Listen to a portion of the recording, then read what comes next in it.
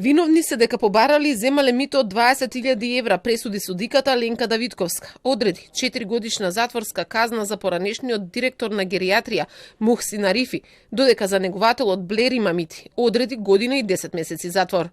Со вршење на овие кривични дела се подкопува довербата на граѓаните кон институциите на системот со оглед дека обвинетиот Мухсин Арифи делото го сторил како службено лице, директор на јавната здравствена установа позната како геријатрија.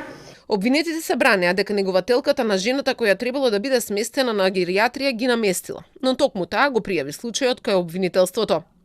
Обвинителството е задоволно од тоа што судот ги прифати аргументите и успеа да докаже вината на обвинетите.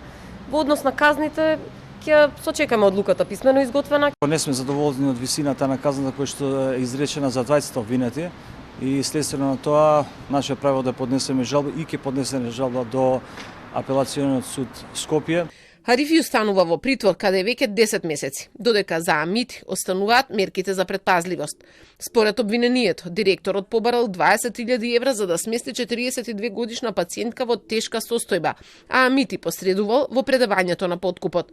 Ти очекувале сума од 100.000 евра, но откако ќе се продаде станот на пациентката.